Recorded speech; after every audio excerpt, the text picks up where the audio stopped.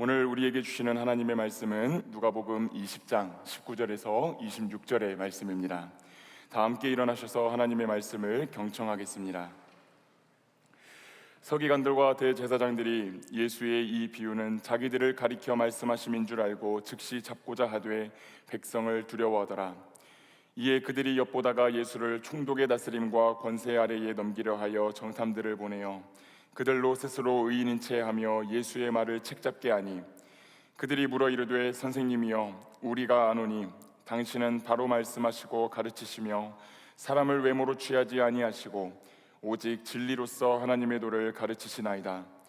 우리가 가이사에게 세를 바치는 것이 옳으니까 옳지 않으니까 하니, 예수께서 그 간계를 아시고 이르시되 데나리온 하나를 내게 보이라. 누구의 형상과 글이 여기 있느냐? 대답하되 가이사의 것이니이다. 이르시되 그런즉 가이사의 것은 가이사에게, 하나님의 것은 하나님께 바치라 하시니, 그들이 백성 앞에서 그의 말을 등이 책잡지 못하고 그의 대답을 놀랍게 여겨 침묵하니라. 이것은 하나님의 말씀입니다. 아멘. 하나님 아버지와 우리 주 예수 그리스도로부터 오는 은혜와 평강이 이 자리와 온라인으로 예배를 드리시는 모든 그리스도의 청년들과 또 오부 예배의 성도님들께 함께하기를 우리 주님의 이름으로 축원합니다. 내일부터 추석 연휴가 시작이 됩니다. 물론 저번 주 금요일부터 연휴를 보내고 오신 분들도 계시고, 오늘 예배를 마치시고 각자의 본가로 가셔서 시간을 보내시는 분들도 계실 줄로 압니다. 오가는 길 안전히 잘 다녀오시고 주님 안에서 또 성령 안에서 또 사랑하는 사람들과 함께 즐거운 한가위 보내시기를 축복합니다. 여러분은 추석 때 보통 무엇을 하시며 시간을 보내십니까? 저는 추석 때 보통 무엇을 했는가 이렇게 가만히 한번 이렇게 돌아보면은 가족들과 게임을 자주 했던 것이 생각이 납니다. 사촌들이 놀러 오면 좀 이렇게 추석이지만 윷놀이도 많이 하고, 또 친척들이 다 돌아가고 나면 아버지 어머니하고 장기를 뒀던 기억이 납니다. 또 제가 장기를 좀 잘 뒀습니다. 그래서 어머니 아버지를 이기는 게 시시해지기 시작하면 동생하고 이렇게 체스 게임을 하면서 놀았습니다. 여러분 장기 아세요? 아신답니다. 체스도 아세요? 예. 그러면 혹시 외통수라고 하는 단어도 들어보셨습니까? 외통수는 보통 장기 게임에서 절대로 피할 수 없는 공격을 당해서 코너에 몰렸을 때 그 상황을 지칭할 때 쓰는 단어입니다. 장기 게임에서는 상대 진영에 있는 왕을 공격할 때 장군이라고 외치면서 공격을 하게 되는데, 상대가 장군을 외치며 나에게 공격을 했는데 내가 어떤 방어책을 선택하더라도 패배할 수밖에 없는 상황일 때, 그럴 때 쓰는 말이 외통수라는 말이고, 또 체스에서는 이거를 체크메이트라고 한다고 합니다. 인생은 어떻게 보면 이 게임들과 참 닮아 있는 것 같습니다. 우리도 삶을 살다 보면 이런 외통수의 상황에 직면할 때가 종종 찾아옵니다. 아마 어떤 분들은 당장 이번 추석 연휴 때부터 경험하게 되실지도 모르겠어요. 취업은 잘 되고 있니? 연애는 하고 있어? 너 결혼은 언제 하려고 그래? 그게 무슨 대답을 하더라도 난처해지기 딱 좋은 그 질문들을 받게 되실지도 모른다라고 하는 겁니다. 잠시 후 제 미래가 되지 않기를 기도하고 있어요, 저도. 오늘 저와 여러분이 읽은 누가복음 본문은 소위 세금 논쟁이라는 이름이 붙은 본문입니다. 오늘 본문에 등장하는 종교 지도자들은 예수님을 찾아와 한 가지 질문을 던집니다. 로마 황제에게 세금을 바치는 것이 옳습니까? 옳지 않습니까? 그런데 종교 지도자들이 던졌던 그 질문이 바로 이 외통수였습니다. 간절히 바라기는 우리 사랑하는 청년들이 오늘 본문에 나오는 예수님의 이 대답을 통하여서 이 추석 외통수의 질문을 경험할 때 그걸 잘 극복해 나갈 수 있는 지혜를 얻어가시기를 바라고, 또 자녀를 두신 우리 성도님들께서는 우리 자녀들에게 외통수의 질문 대신 하나님의 사랑을 부어주실 수 있는 넉넉한 마음을 얻어가시기를 축복합니다. 본문을 살펴보기에 앞서 예수님 당시 그 시대 상황을 한번 언급하면 좋을 것 같습니다. 예수님이 태어나시고 사역하시던 그 당시에는 로마라는 나라가 유대를 지배하고 있었습니다. 로마는 유대 지역을 다스리는 통치자 가문으로 헤롯 가문을 임명합니다. 예수님이 태어나셨을 때 아기 예수님을 죽이려고 했던 헤롯의 이야기를 여러분들이 잘 알고 계시리라 생각을 합니다. 이 사람을 대왕 헤롯이라고 부르고, 그 대왕 헤롯이 기원전 4년에 사망한 다음에 이후 그의 세 아들이 아버지 헤롯이 다스리던 그 영토를 분할 통치하게 됩니다. 그래서 그 아들들은 왕이라고 부르지 않고 분봉왕 이렇게 지칭합니다. 그 세 명의 아들 중 한 명인 헤롯 아켈라오라고 하는 사람이 있었습니다. 근데 그 아켈라오라는 사람은 유대와 사마리아 또 이두메라고 하는 지역을 통치할 권한을 받았습니다. 그러나 그는 잔혹한 통치로 유대인들의 신망을 잃어버렸고, 유대인들과 끊임없이 마찰을 일으키다가 기원 후 6년에 로마에 의해서 통치권을 박탈당하고 유배를 당합니다.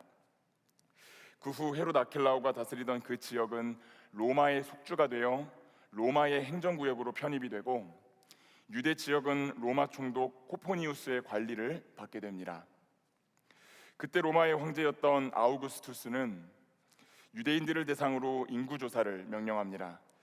누가복음 2장에 나와 있는 인구조사도 비슷한 맥락에서 보시면 되는데, 그때 이 사람의 머리마다 부과하는 세금이라는 뜻을 가진 인두세라고 하는 그 세금을 걷게 하기 위하여서 유대인들의 숫자를 조사합니다. 그런데 이 일에 대해 상당히 많은 유대인들이 반감을 가졌고, 이로 인해 유대 지역 곳곳에서는 반란이 일어납니다. 그중 인구조사가 시행됐던 기원 후 6년, 갈릴리의 유다라고 하는 사람이 일으켰던 그 반란은 우리말 성경에도 기록이 되어 있을 정도입니다. 사도행전 5장 37절의 말씀 한번 읽어보도록 하겠습니다.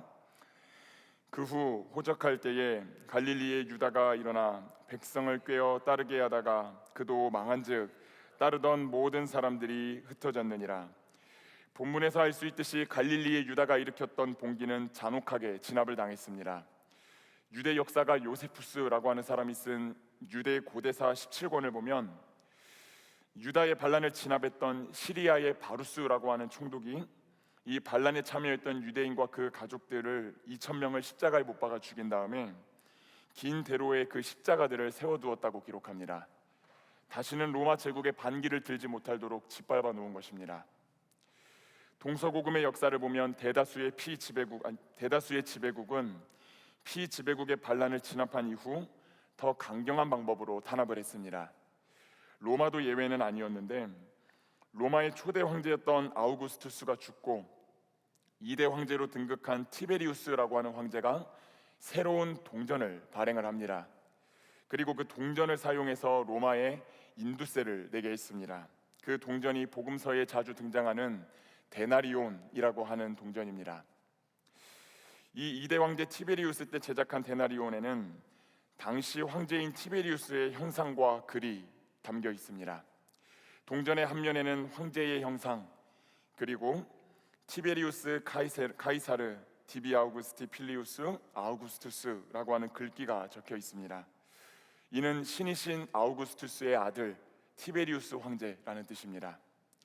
그리고 동전의 다른 면에는 티베리우스의 어머니, 그러니 황태우였던 리비아의 초상과 대제사장을 뜻하는 폰티펙스 막시무스라는 글귀가 적혀 있습니다.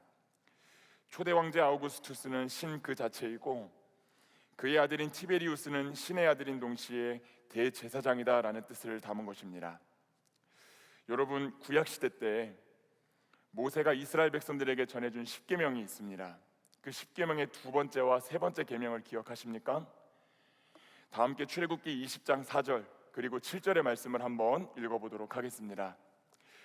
너를 위하여 새긴 우상을 만들지 말고 또 위로 하늘에 있는 것이나 아래로 땅에 있는 것이나 땅 아래 물속에 있는 것에 어떤 형상도 만들지 말며.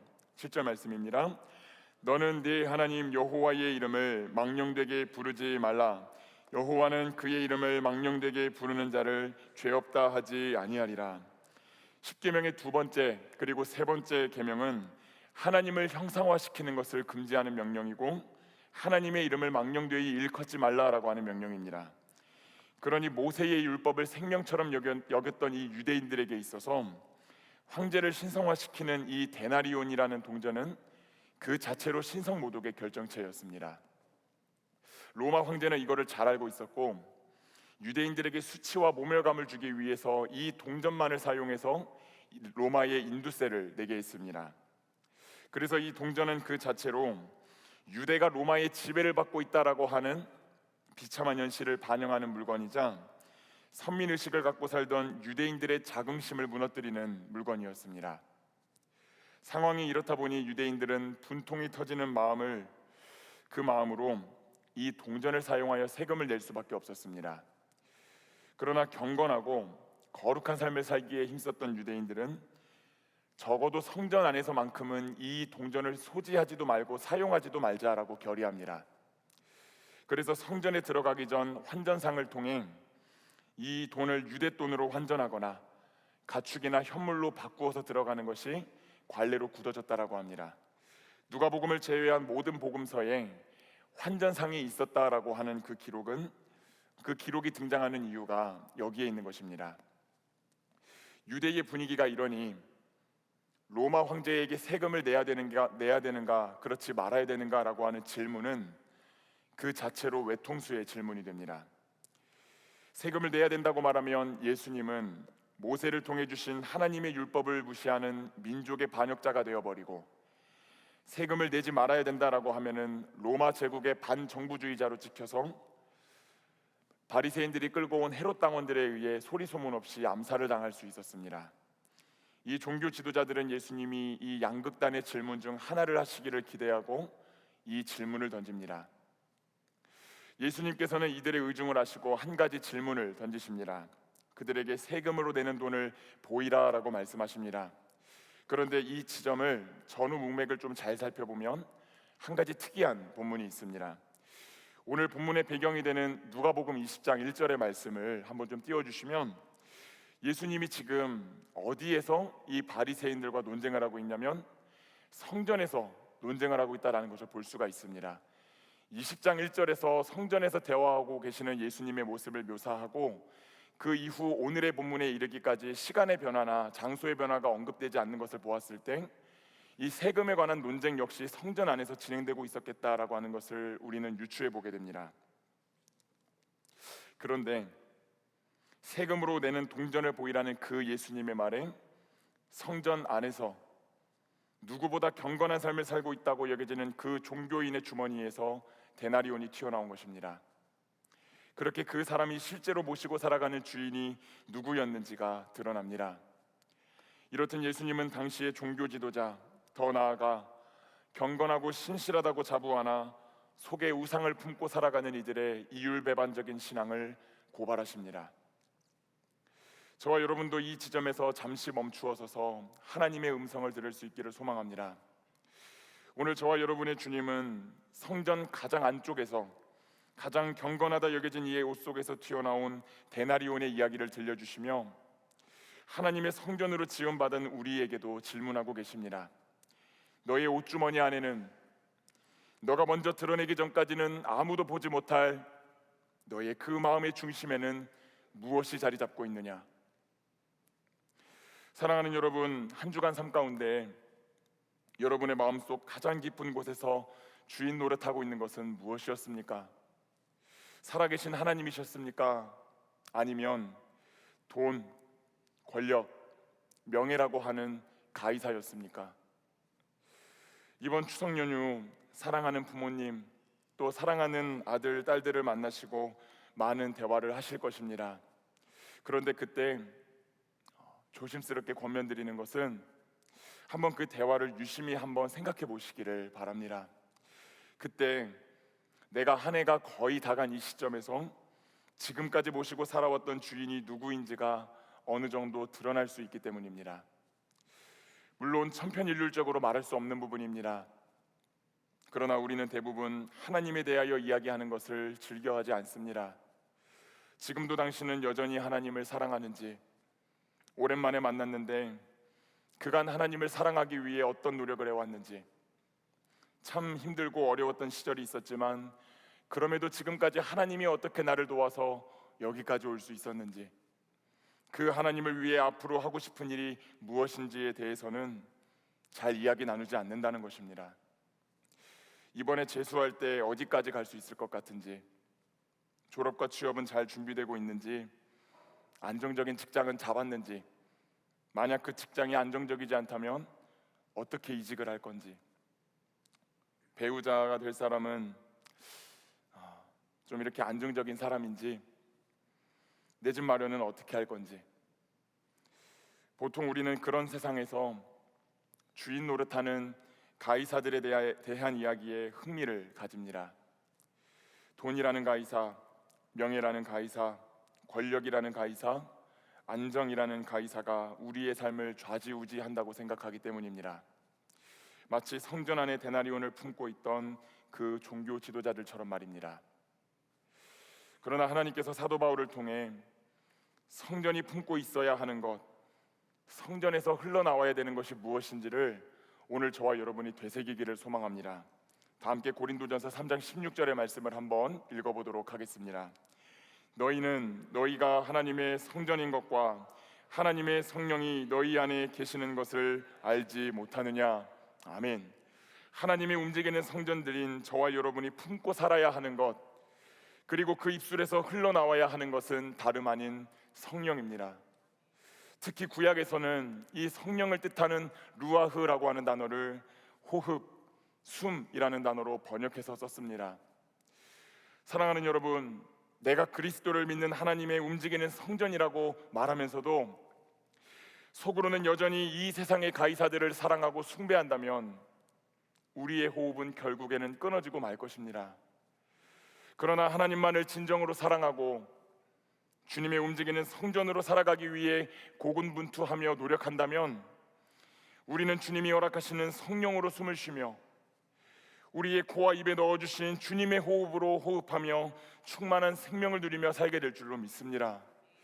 바라기는 나의 영혼과 마음속에 있는 그 왕자에 하나님을 주인으로 모셔드리고 그 주인이 허락하시는 성령으로 호흡하며 살아가는 모든 그리스도의 청년들과 성도들이 되시기를 축복합니다. 다시 본문의 말씀으로 돌아오겠습니다. 예수님은 세금으로 내는 동전을 보이신 후 종교 지도자들에게 질문하십니다. 이 동전에 있는 영상과 글이 누구의 것이냐? 지도자들은 가이사의 것입니다 라고 대답합니다. 그러자 예수님께서는 가이사의 것은 가이사에게, 하나님의 것은 하나님께 바치라 라는 말씀을 하십니다. 그런데 이 예수님의 대답을 들은 종교 지도자들의 말문이 막히고 예수님을 책잡지 못했다고 기록합니다. 그 이유는 무엇이었을까요? 그 이유는 예수님의 대답이 유대인들이 그토록 중요하게 생각하는 율법의 한 구절을 떠올리게 했기 때문입니다. 예수님은 가이사의 것은 가이사에게, 하나님의 것은 하나님께 바치라 라고 말씀하셨습니다. 가이사의 것은 이 본문의 맥락상 무엇을 말하는 것입니까? 가이사의 형상과 글입니다. 그러니 이거를 예수님의 대답을 문맥에 맞게 풀어보면 가이사의 형상과 글이 새겨진 것은 가이사에게 주고 하나님의 형상과 글이 새겨진 것은 하나님께 바치라 라는 말이 됩니다. 하나님의 형상과 글이 새겨진 것, 그것이 무엇을 의미하는지 다 함께 창세기 1장 26절에서 27절의 말씀을 한번 읽어보도록 하겠습니다.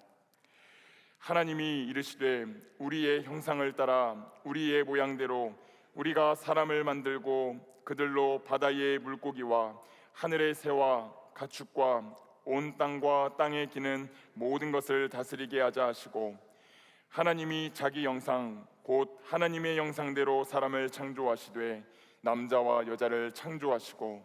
아멘.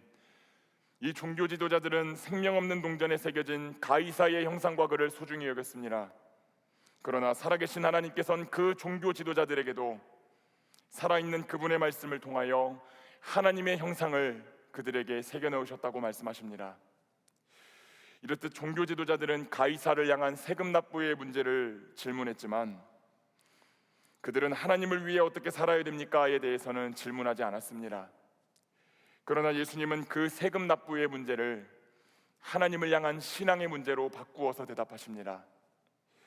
아마 데나리온을 꺼내들었던 그 사람에겐 예수님의 대답이 이렇게 들려오지 않았을까 생각해 봅니다. 당신은 가이사의 형상과 글이 새겨진 동전을 소중하게 숨기고 품고 있었지만 당신 자신이 하나님의 형상대로 지음받았다는 사실을 그 누구보다도 잘 알고 있었을 것입니다. 그렇다면 당신은 누구에게 속한 존재이며 누구를 따라야 하며 누구를 위해 살아야 되겠습니까?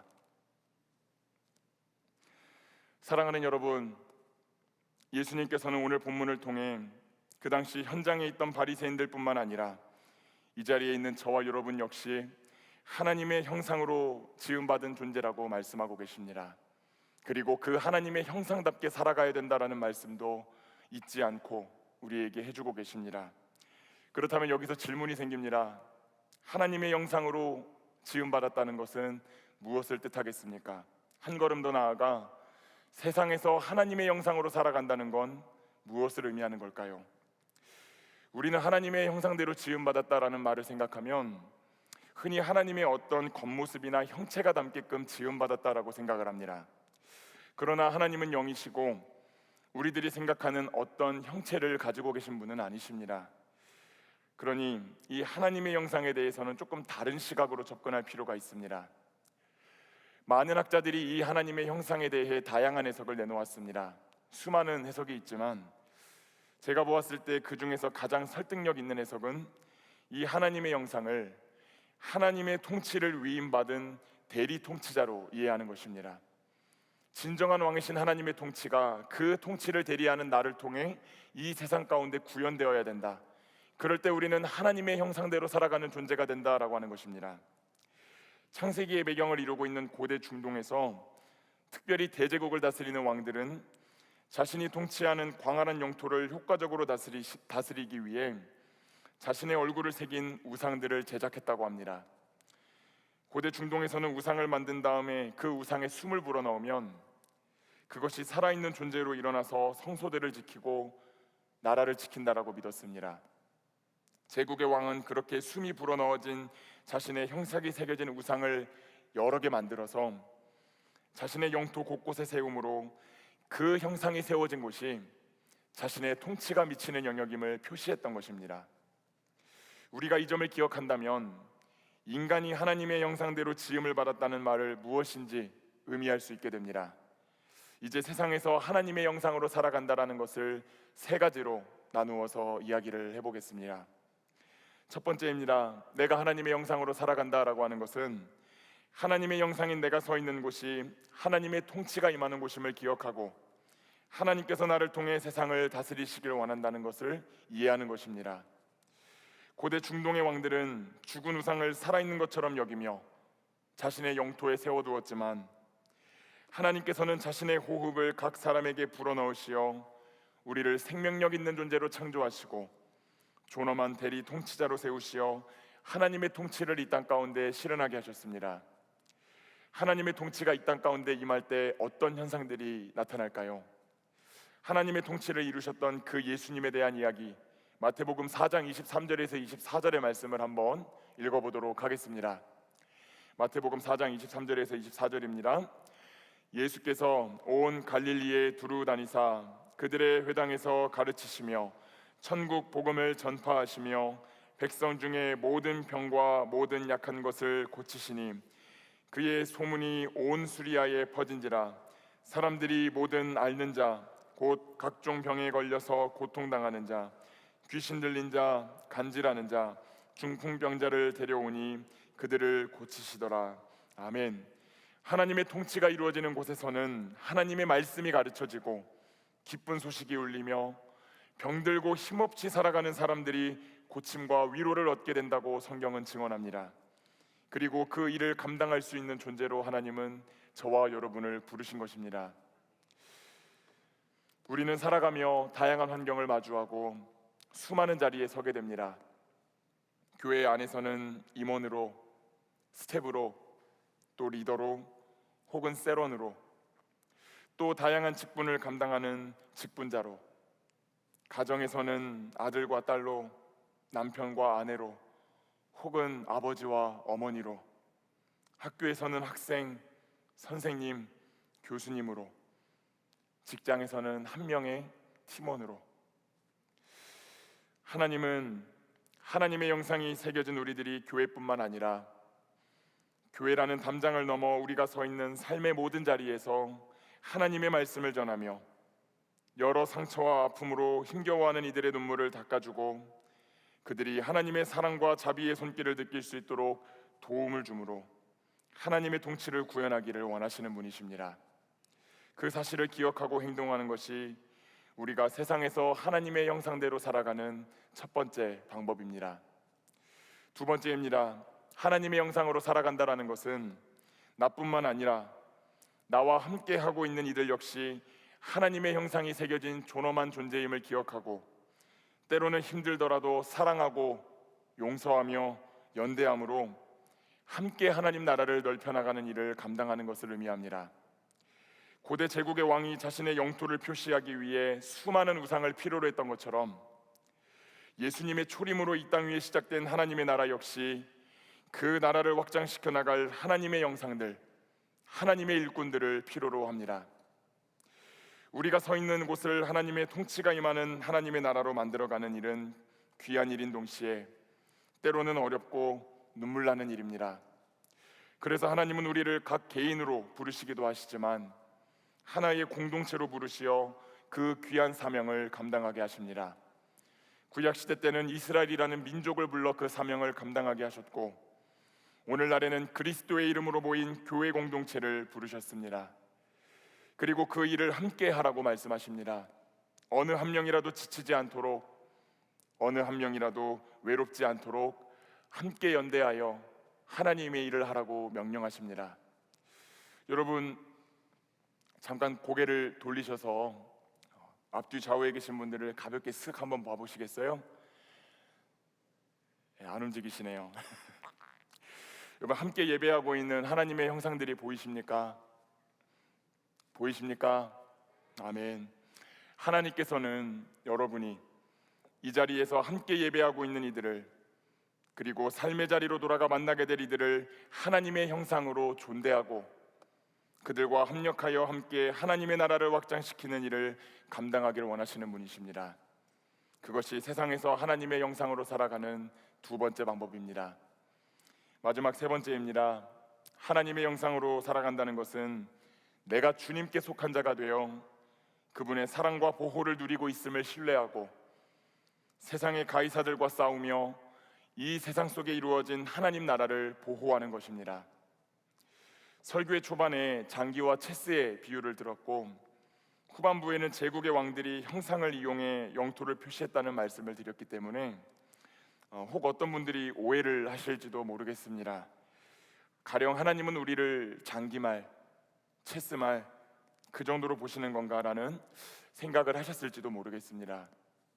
그러나 하나님은 그런 분이 아니십니다.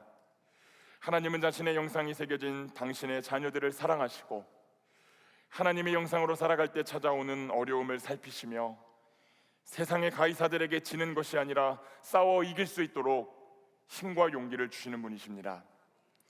성경에 나오는 인간들의 이야기는 하나님의 형상대로 살아가는데 실패한 이야기들입니다. 첫 인류였던 아담과 하와도, 이스라엘의 위대한 지도자였던 모세도, 다시 없을 성군이라 칭송받았던 다윗도, 그의 선한 후손이었던 히스기야 왕도, 다 나열할 수 없을 정도의 수많은 인물들이 하나님의 형상으로 살아가는데 실패했습니다. 만약에 하나님이 우리를 도구로 이용하시는 분이시라면 이들은 그렇게 하나님의 형상대로 살아가는데 실패했을 때 곧장 심판을 받았어야 마땅합니다. 그러나 하나님은 때로 징계하실지언정 그들을 향한 그분의 사랑을 단 한 번도 거두신 적이 없으신 분이십니다. 그분이 보여주신 한없는 그 사랑은 실패뿐인 인류를 위해 당신의 사랑하는 아들을 십자가에 못 박히게 하신 십자가 사건에서 절정을 이룹니다.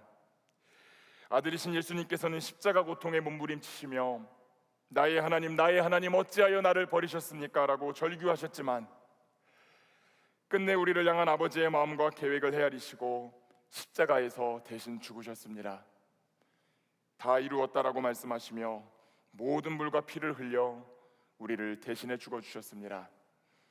그로 인해 하나님의 형상으로 살아가는 데 실패하던 우리의 삶 가운데 그 누구도 끊을 수 없는 소망이 생겨났습니다. 다 함께 로마서 5장 8절의 말씀을 한번 큰 목소리로 읽어보도록 하겠습니다. 우리가 아직 죄인 되었을 때에 그리스도께서 우리를 위하여 죽으심으로 하나님께서 우리에 대한 자기의 사랑을 확증하셨느니라. 아멘.